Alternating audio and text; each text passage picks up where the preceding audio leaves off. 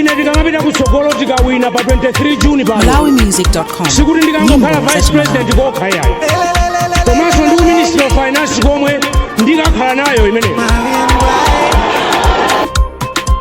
wachiyawo angalusa blasa ababa kamwe apojaza njele usakulupilile wina aliyense uza kumudoza zimangilila wachiko ndata sindama wanga lelo ankolo saku yanga mafoni angotijeza mabulutiki ngiwolo tendika kutafune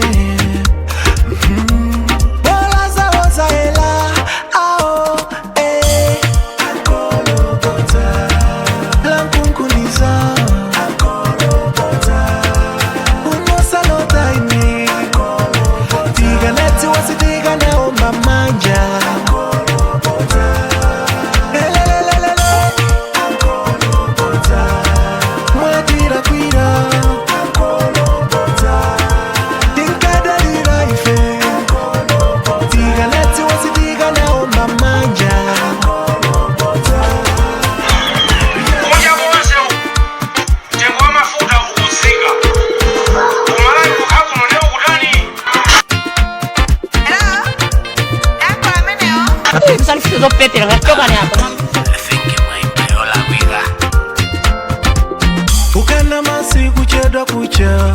komanso ndi ministry of finance wakata samuyeza sepato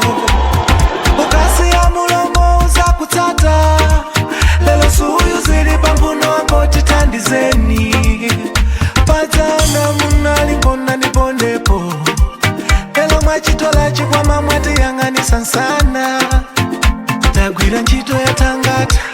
oya welesike dadana ndiyantuma midzimu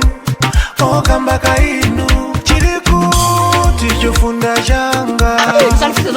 chirikuti chakuja changa pesa zonse sindizakesa misozi anatilodzayo akululugejo Dr. Chakwera sana na khalepo mboma sakutsoti zimakhala bwanji khala ndiona kuyendetsa dziko chilo mene mabwira ine ni mabwira chilo kuchipira tiganati wasitika naomba manja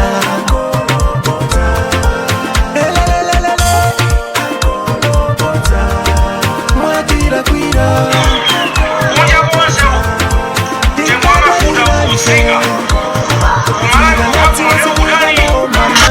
Dr. Chakwera sana na khalepo mboma sakutsoti zimakhala bwanji khala ndiona kuyendetsa dziko chilo mene mabwira ine ni mabwira chilo kuchipira